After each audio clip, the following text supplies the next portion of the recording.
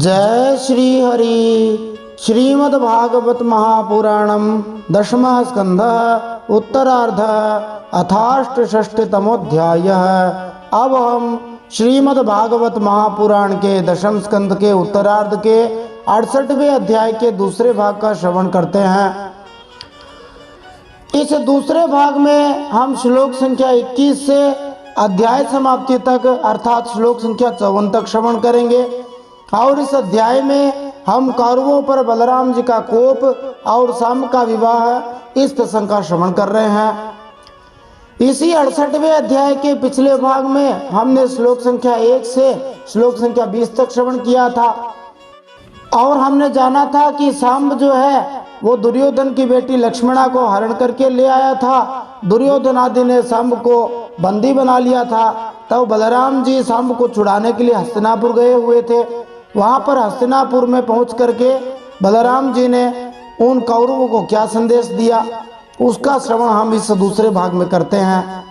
श्री गणेशाय नमः, श्री सरस्वत्यै नमः, श्री गुरवे नमः, श्री पुराण पुरुषोत्तमाय नमः। तो इस दशम स्कंद के उत्तरार्ध के 68वें अध्याय के दूसरे भाग का श्रवण करते हुए श्लोक संख्या 21 से सुनते हुए हम इन प्रश्नों के उत्तर प्राप्त कर सकते हैं। ये सभी प्रश्न श्रीमद् भागवत महापुराण में से ही मौलिक रूप से बनाए गए हैं और प्रत्येक प्रश्न प्रामाणिक रहे इसके लिए हमने स्कंद अध्याय और श्लोक संख्या उसके आगे डाली है। ये प्रश्न निश्चित रूप से जो श्रीमद् भागवत कथा सीखना चाहते हैं, कथा कहना चाहते हैं, उनके लिए भी उपयोगी होंगे और जो भगवान की लीलाओं को गंभीरता से समझना चाहते हैं, भागवत के मर्म को जानना चाहते हैं, सनातन धर्म को जानना चाहते हैं, सनातन धर्म के शास्त्रों को जानना चाहते हैं, उन सभी के लिए बड़े ही उपयोगी होंगे। श्रीमद् भागवत की यह जो यात्रा चल रही है उसका आज ये 379वां दिन है और निश्चित रूप से किसी भी साधारण मनुष्य के लिए प्रतिदिन 10 घंटे से ज़्यादा का समय इस कार्य के लिए देना बड़ा ही कठिन होता है, वो भी इस घोर कलयुग के अंदर। इस भागवत कथा के अंदर अनेक प्रकार के चरण होते हैं जिनके अंदर से निकल करके हम ये भागवत कथा आपके सामने प्रस्तुत करते हैं।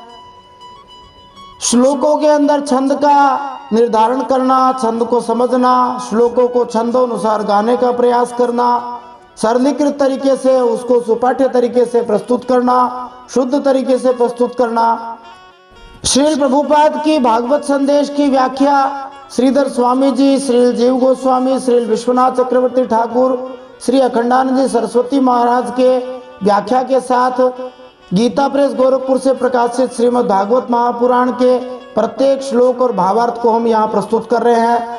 इतने सारी पुस्तकों को पढ़ करके प्रस्तुत करना ये अद्भुत एक प्रकार से अनोखा कार्य है। श्री भगवान की आज्ञा से यह कार्य हो रहा है। यदि आप लोग सहयोग करते रहें, इसको सुनते रहें, दूसरों को सुनाते रहें, शेयर करते रहें तो निश्चित रूप से उत्साह बढ़ता रहेगा। श्री भगवान का यह अद्भुत और दिव्य कार्य है। तो हम इन प्रश्नों के उत्तर प्राप्त कर सकते हैं। बलराम द्वारा शांब को छोड़ने के लिए राजा उग्रसेन का क्या आदेश बताया गया? कुरुवंशियों द्वारा यदुवंशियों का अपमान, एक चेले द्वारा गुरु का अपमान किया गया, ये कलयुग के आरंभ का संकेत है, वो हम जानेंगे।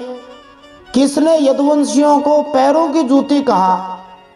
क्रुद्ध बलराम जी द्वारा कुरुओं की धृष्टता का क्या उत्तर दिया गया? लातों के भूत बातों से नहीं मानते। भगवान बलराम जी ने कौरवों को क्या दंड दिया? हस्तिनापुर को गंगा में किसने व क्यों डुबाया? कौरवों द्वारा भगवान बलराम की दया याचिका पूर्वक स्तुति। भगवान बलराम द्वारा कुरुओं को अभयदान दिया गया। भगवान जो सहज कृपाला दीन दयाला कहलाते हैं, भगवान कभी नाराज नहीं होते, ये एक महत्वपूर्ण प्रश्न है। दुर्योधन पुत्री लक्ष्मणा और शांब का विवाह हुआ था, वो हम जानेंगे। दुर्योधन की बेटी जिसका विवाह भगवान श्री कृष्ण के पुत्र शांब से हुआ। हस्तिनापुर आज भी बलराम जी के पराक्रम की सूचना किस प्रकार दे रहा है? आइए इन सब प्रश्नों के उत्तर जानने के लिए आज इस दशम स्कंद के उत्तरार्ध के 68वें अध्याय के दूसरे भाग का श्रवण करते हैं जिसमें हम श्लोक संख्या 21 से अध्याय समाप्ति तक सुनेंगे। तो जब बलराम जी हस्तिनापुर पहुंच गए और कौरवों ने बलराम जी की पूजा आदि कर दी, तब बलराम जी ने धीर गंभीर भाव में आकर के दुर्योधन आदि कौरवों को क्या संदेश दिया, आइए हम उसका श्रवण करते हैं। क्या कही? उग्रसेन क्षितिशेषो यद्व आज्ञापयत् प्रभु तदव्यग्रधिया श्रुत्वा कुरुध्वं मा विलंबितम्। बलराम जी ने कहा, सर्वसमर्थ राजाधिराज महाराज उग्रसेन ने तुम लोगों को एक आज्ञा दी है। क्या आज्ञा दी है? उसे तुम लोग एकाग्रता और सावधानी के साथ सुनो पहले तो, और अविलंब उसका पालन करो। क्या आज्ञा दी है? यदि यूयं बहवस्त्वेकं जित्वा धर्मेण धार्मिकं अबध्नीताथ तन्मृष्ये बंधूनामैक्य काम्यया। उग्रसेन जी ने कहा है, हम जानते हैं कि तुम लोगों ने कईयों ने मिलकर अधर्म से अकेले धर्मात्मा सांब को हरा दिया और बंदी कर लिया है। यह सब हम इसलिए सह लेते हैं कि हम संबंधियों में परस्पर फूट न पड़े, एकता बनी रहे। अतः अब झगड़ा मत बढ़ाओ, सांब को उसकी नववधू के साथ हमारे पास भेज दीजिए। वीर्य शौर्य बलोन्नद्ध मात्म शक्ति समम वचः कुरवो बलदेवस्य निशम्योचुः प्रकोपिताः।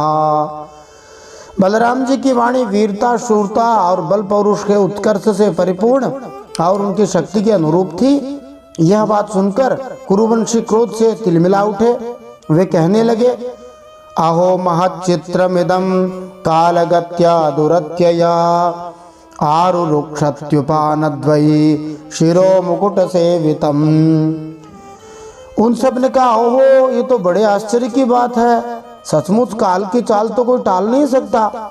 तभी तो आज पैरों की जूती उस सिर पर चढ़ना चाहती है जो श्रेष्ठ मुकुट से सुशोभित है। कालगत्या दुरत्यया अर्थात काल की दुर्लंघ्य गति। इन शब्दों से असहिष्णु कुरुगण यह निष्कर्ष निकाल रहे हैं कि अधम कलयुग आने वाला है। यहाँ कुरुगण ये संकेत करते हैं कि पापी कलयुग शुरू हो चुका है, क्योंकि वे ये दावा कर रहे हैं कि एक जूती उस सिर पर चढ़ना चाहती है जिस पर मुकुट रखा है। दूसरे शब्दों में उन्होंने सोचा कि ये अधम यदुगण राजसी कुरुओं से ऊपर उठ जाना चाहते हैं। मजे की बात यह है कि कौरव लोग अपने आप को मुकुट समझ रहे हैं और भगवान श्री कृष्ण आदि यदुवंशियों को पैरों की जूती समझ रहे हैं। कैसी कुबुद्धि है। एते यौनेन संबद्धाः सहशय्यासनाशनाः वृष्णयस्तुल्यतां नीता अस्मद्दत्त नृपासनाः। वे लोग रुके नहीं। वे कहते हैं, इन यदुवंशियों के साथ किसी प्रकार हम लोगों ने विवाह संबंध क्या कर लिया जी। ये हमारे साथ सोने बैठने, एक पंक्ति में खाने क्या लग गए। हम लोगों ने ही इन्हें राज सिंहासन देकर राजा क्या बना दिया, अपने बराबर बना लिया। ये तो हमारे माथे चढ़ने लगे। चामरव्यजने शंख मातपत्रम च पांडुरम किरीटमासनम शय्याम भुजन्त्यस्मदुपेक्षया। ये यदुवंशी चंवर, पंखा, शंख, सफेद छत्र, मुकुट, राज सिंहासन और राजोचित शैया का उपभोग इसलिए कर रहे हैं। हमने जानबूझकर इस विषय में उपेक्षा कर रखी है कि चलो भाई हमारे परिवार के हैं, ये भी राजा बन जाएं, क्या दिक्कत है। फिर वंशज सब में सुखदेव जी बताते हैं उनके क्या भाव आ रहे हैं। अलम यदूनाम नरदेव लांछनैर दातुः प्रतीपैः फणिनामिवामृतम् येस्मत्प्रसादोपचिता हि यादवा आज्ञापयन्त्यद्य गतत्र पावत। बस अब हो चुका। यदुवंशियों के पास अब राज चिन्ह रहने की आवश्यकता नहीं है। उन्हें उनसे छीन लेना चाहिए। जैसे सांप को दूध पिलाने वाले के लिए ही घातक है, वैसे ही हमारे दिए हुए राज चिन्हों को लेकर ये यदुवंशी हमसे ही विपरीत हो रहे हैं। देखो तो भला, हमारे ही कृपा प्रसाद से तो इनकी बढ़ती हुई और अब ये निर्लज्ज होकर हम ही पर हुक्म चलाने चले हैं। शोक है, बड़े दुख की बात है। कथम इंद्रोपि कुरुभिर भीष्म द्रोणार्जुनादिभिः अदत्तमवरुन्धीत सिंहग्रस्तमिवोरणः। जैसे सिंह का ग्रास कभी भेड़ नहीं छीन सकता, वैसे ही यदि भीष्म, द्रोण, अर्जुन आदि कौरव वीर जानबूझकर न छोड़ दें, न दे दें, तो स्वयं देवराज इंद्र भी किसी वस्तु का उपभोग कैसे कर सकते हैं। यद्यपि इन कौरवों की पांडवों से, अर्जुन आदि वीरों से सदा ही ईर्ष्या रहती थी, कभी बनती नहीं थी, परंतु जब दूसरा कोई जांच कर रहा है तब ये अर्जुन को अपने साथ ही मिला हुआ बता रहे हैं, जबकि अर्जुन आदि यहाँ है नहीं अभी। श्री शुक उवाच जन्म बंधु श्रियो नद्ध मदास्ते भरतर्षभ आश्राव्य रामम दुर्वाच्य मसभ्या पुरमाविशन। श्री सुखदेव जी कहते हैं, कुरुवंशी अपनी कुलीनता, बांधवों, परिवार वालों, भीष्मादि के बल और धन संपत्ति के घमंड से चूर हो रहे थे। उन्होंने साधारण शिष्टाचार की भी परवाह नहीं की और भगवान बलराम जी को इस प्रकार दुर्वचन कहकर हस्तिनापुर लौट गए। दृष्ट्वा कुरूणाम बाहुशैल्यम श्रुत्वा वाच्यानि चाच्युतः अवोचत् कोप संरब्धो दुष्प्रेक्ष्यः प्रहसन् मुहुः। बलराम जी ने कौरवों की दुष्टता, अशिष्टता देखी, उनके दुर्वचन भी सुने। अब बलराम जी का चेहरा क्रोध से तमतमा उठा। उस समय उनकी ओर देखा तक नहीं जाता था। वे बार बार जोर जोर से हंसकर इस प्रकार कहने लगे, नूनम नाना मदोन्नद्धाः शांतिम नेच्छन्त्य साधवः तेषां हि प्रशमो दंडः पशूनां लगुडो यथा। बलराम जी ने हंसते हुए कहा, सच है, जिन दुष्टों को अपनी कुलीनता, बल, पौरुष और धन का घमंड हो जाता है वे लोग शांति नहीं चाहते। वे घमंडी लोग शांति क्यों चाहेंगे। अच्छा, उनको दमन करने का, रास्ते पर लाने का कोई उपाय है, वो समझाना बुझाना नहीं है। लातों के भूत बातों से नहीं मानते, उनको तो लात ही मारनी पड़ती है, दंड देना पड़ता है। ठीक वैसे ही जैसे पशुओं को ठीक करने के लिए डंडे का प्रयोग आवश्यक होता है, ऐसा बलराम जी ने कहा। अहो यदून सुसंरब्धान कृष्णं च कुपितं शनैः सान्त्वयित्वा हमेतेषां शममिच्छन्निहागतः। भगवान बलराम जी ने कहा, भला देखो तो सही, सारे यदुवंशी और श्री कृष्ण भी क्रोध से भरकर लड़ाई के लिए तैयार हो रहे थे। मैं उन्हें शनै शनै समझा बुझाकर इन लोगों को शांत करने के लिए, सुलह करने के लिए यहाँ आया। बलराम जी बड़े ही निराश हो रहे हैं। तैमे मंदमतयः कलहाभिरतः खलाः तम माम अवज्ञाय मुहुर दुर्भाषान् मानिनो ब्रुवन्। माया, फिर भी ये मूर्ख ऐसे दुष्टता कर रहे हैं, इन्हें शांति प्यारी नहीं, कलह प्यारी है। ये इतने घमंडी हो रहे हैं कि बार बार मेरा तिरस्कार करके गालियां बके जा रहे हैं। बलराम जी को बड़ा विश्वास था कि दुर्योधन तो मेरा चेला है, मुझसे गदा युद्ध सीख चुका है, जो कहूँगा मान लेगा। परंतु बहुत बुरा लगा बलराम जी को जब ऐसे भगवान के सामने ही बोल के चले गए, गालियां बक के चले गए। दुर्भाष मतलब गाली। फिर बलराम जी ने कहा, नोग्रसेनः किल विभुर भोज वृष्ण्यन्धकेश्वरः शक्रादयो लोकपाला यस्यादेशानुवर्तिनः। बलराम जी ने कहा, ठीक है भाई, ठीक है, पृथ्वी के राजाओं की तो बात ही क्या, त्रिलोकी के स्वामी इंद्र आदि लोकपाल जिन उग्रसेन जी की आज्ञा का पालन करते हैं, वे उग्रसेन तो राजाधिराज नहीं है ना, वे तो केवल भोज, वृष्णि और अंधकवंशी यादवों के ही स्वामी हैं। बलराम जी व्यंग्यात्मक भाषा का प्रयोग कर रहे हैं। बलराम जी कहना ये चाह रहे हैं कि उग्रसेन बहुत बड़े राजा हैं, तुम्हारी दृष्टि में ना हो तो क्या है, और इतने बड़े क्यों हैं। तो कहते हैं, सुधर्मा क्रम्यते येन पारिजातो मरांघ्रिपः आनीय भुज्यते सोऽसौ न किलाध्यासनार्हणः। क्यों जी, जो सुधर्मा सभा को अधिकार में करके उसमें विराजते हैं और जो देवताओं के वृक्ष पारिजात को उखाड़ कर ले आते हैं, उसका उपभोग करते हैं, वे भगवान कृष्ण भी राज सिंहासन के अधिकारी तो है नहीं। अच्छी बात है। फिर से आक्षेपात्मक व्यंग्यात्मक भाषा का प्रयोग कर रहे हैं। यस्य पादयुगम साक्षात् श्री रूपास्ते अखिलेश्वरी स नार्हते किल श्रीशो नरदेव परिच्छदान। बलराम जी ने कहा, सारे जगत की स्वामिनी भगवती लक्ष्मी स्वयं जिनके चरण कमलों की उपासना करती हैं, वे लक्ष्मीपति भगवान श्री कृष्णचंद्र छत्र चवर आदि राजोचित सामग्रियों को भी नहीं रख सकते। वाह वाह।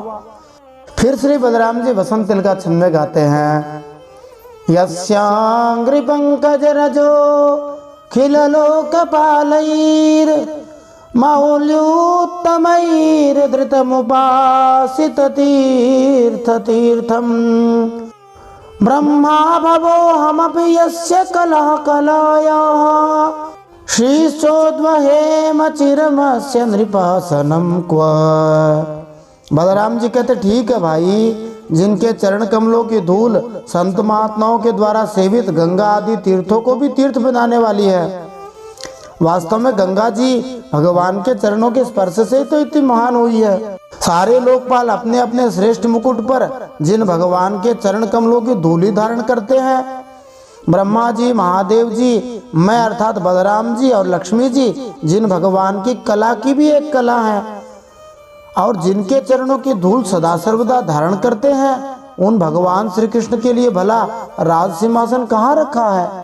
श्रीधर स्वामी जी के अनुसार यहाँ पर विशेष रूप से उल्लिखित तीर्थ स्थान गंगा नदी है। गंगा जल संपूर्ण जगत को आप्लावित करता है। चूंकि गंगा जी भगवान के चरणों से निकली है, इसलिए इसके तट महान तीर्थ स्थान बन गए हैं।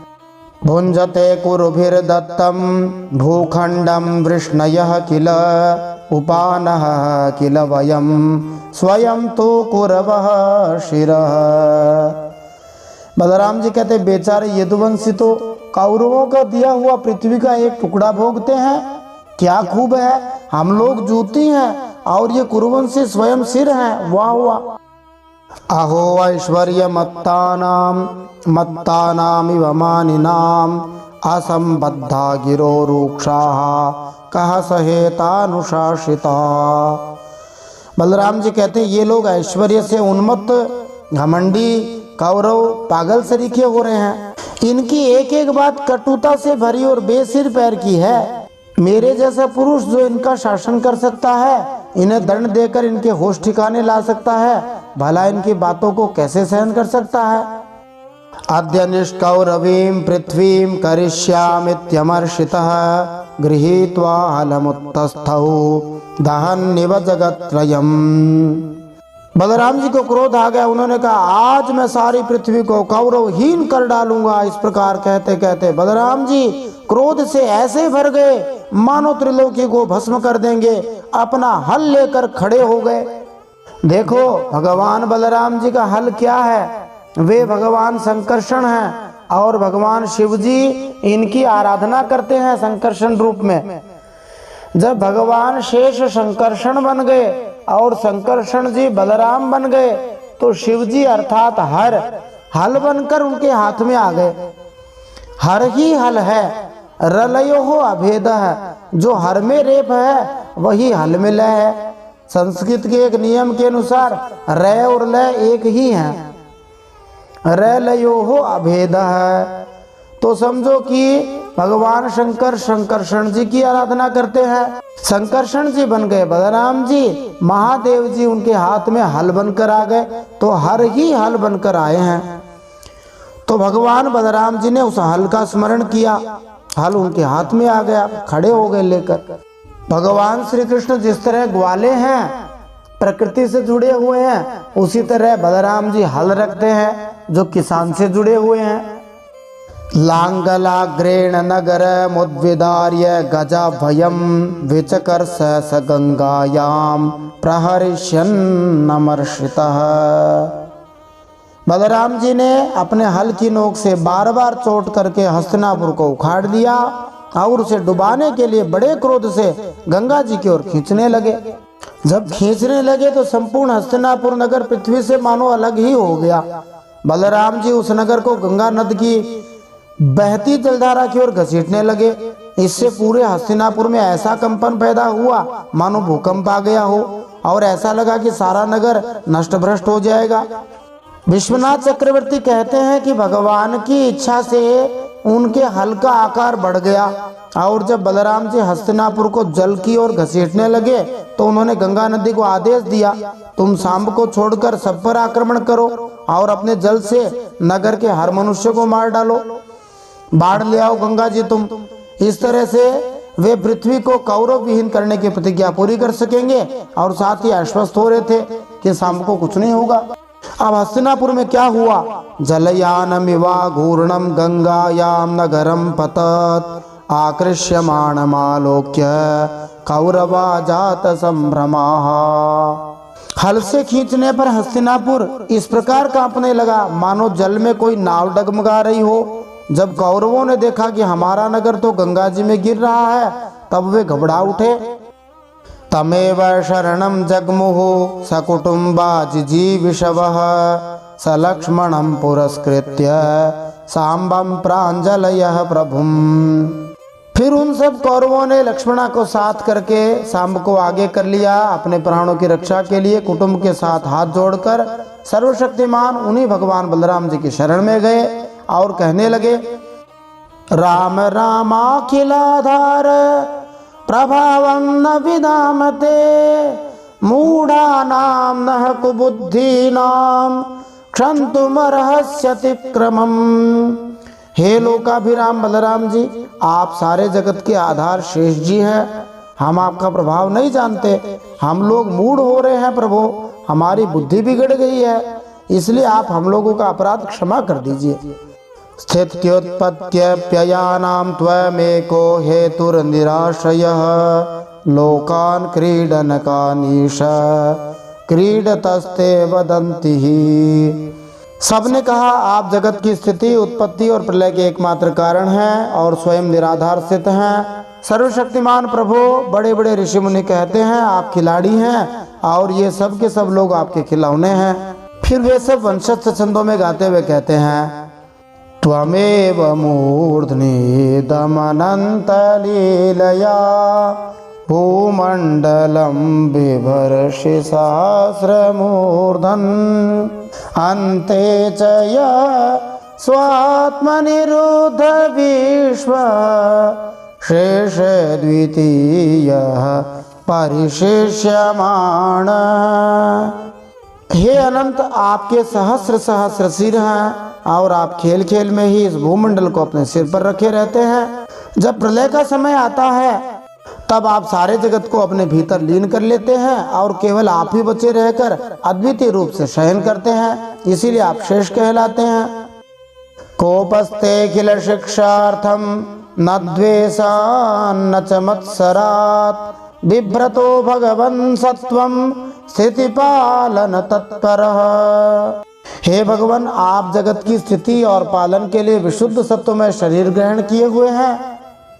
आपका यह क्रोध द्वेष या मत्सर के कारण नहीं है, यह तो समस्त प्राणियों को शिक्षा देने के लिए है। कौरव ये कहना चाहते थे कि अब आपने क्रोध प्रदर्शित कर दिया है, अब हम सभ्य हो गए हैं। इससे पहले तो हम बदमाश थे और घमंड से अंधे हो रहे थे, आपको देख नहीं पाए थे, अब हमारी गलती हो गई। भगवान तो क्षमा करने को तैयार हैं। नमस्ते सर्वभूतात्मन सर्वशक्तिधराव्यय विश्वकर्मन् नमस्तेस्तु त्वां वयं शरणं गताः। समस्त शक्तियों को धारण करने वाले सर्व प्राणी स्वरूप अविनाशी भगवान, आपको हम नमस्कार करते हैं। हे समस्त विश्व के रचयिता देव, हे विश्वकर्मा, हम आपको बार बार नमस्कार करते हैं। हम आपकी शरण में हैं, आप कृपा करके हमारी रक्षा कीजिए। श्री शुक उवाच एवं प्रपन्नैः संविघ्नैर्वेपमानायनैर्बलः प्रसादितः सुप्रसन्नो मा भयष्ठेत्यभयं ददौ। सुखदेव जी कहते हैं, कौरवों का नगर डगमगा रहा था, अत्यंत घबराहट में पड़े हुए थे सभी। जब सबके सब कुरुवंशी इस प्रकार भगवान बलराम जी की शरण में आए, उनकी स्तुति प्रार्थना की, तब बलराम जी तो प्रसन्न थे ही, वे नाराज कहाँ तक रहते। भगवान माता पिता हैं, थोड़े समय के लिए नाराज होते हुए दिखते हैं। प्रसन्न हो गए बलराम जी, इनका डरो मत, ऐसा कह के अभयदान दे दिया। दुर्योधनः पारिबर्हं कुंजरान् षष्ठिहायनान् ददौ च 12,000 तुरंगमान् रथानां 6,000 रौक्माणां सूर्यवर्चसां दासीनां निष्ककण्ठीनां 1,000 दुहितृवत्सलः। दुर्योधन अपनी बेटी लक्ष्मणा से बड़ा प्रेम करता था। उसने दहेज में क्या क्या दिया? 60 वर्ष के 1200 हाथी दिए। यद्यपि वर्तमान समय में हाथियों की आयु लगभग 60 से 80 वर्ष ही होती है। एशिया के हाथी की आयु तो और भी कम बताई जाती है, 50 साल की आयु। तो ये 60 साल के बूढ़े हाथी दिए। जैसे वर्तमान समय के प्राणियों की आयु 100 साल होती है, उन्हीं प्राणियों की आयु द्वापर युग में उससे ज्यादा होती थी।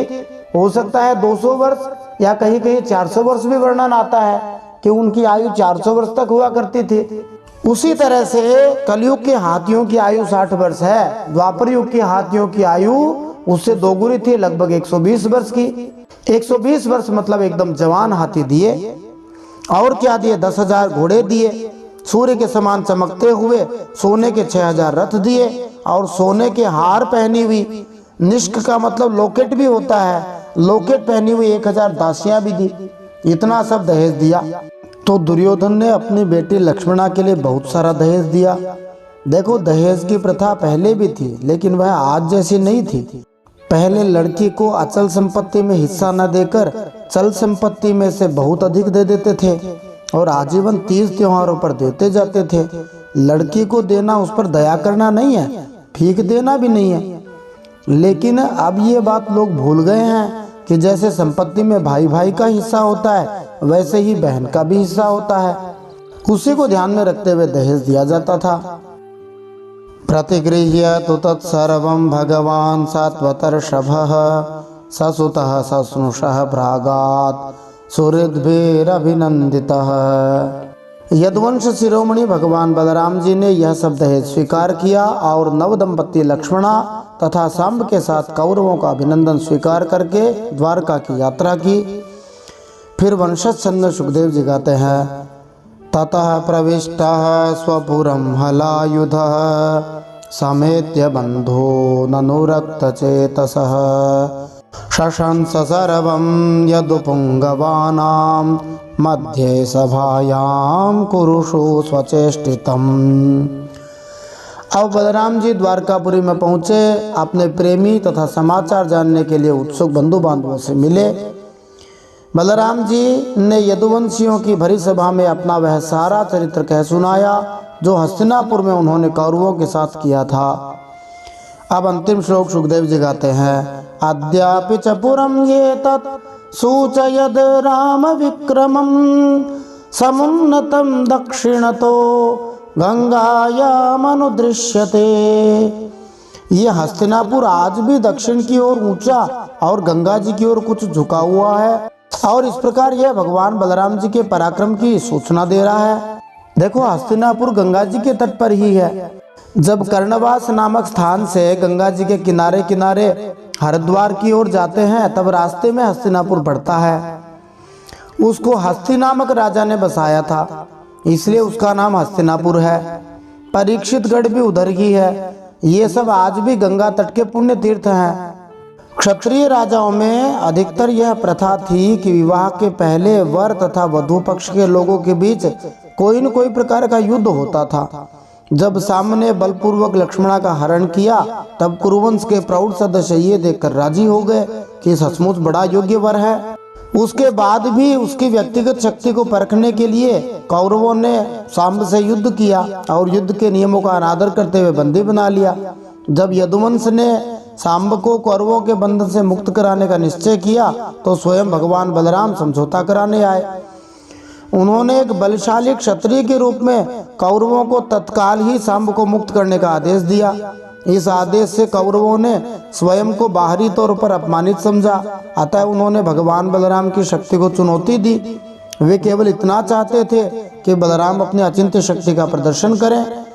इस प्रकार अतीव प्रसन्नता पूर्वक उन्होंने अपनी कन्या सांब को दे दी। सारा मामला तय हो गया। दुर्योधन अपनी बेटी लक्ष्मणा को बहुत चाहता था। बड़ी धूमधाम के साथ विवाह सांब के साथ करा दिया।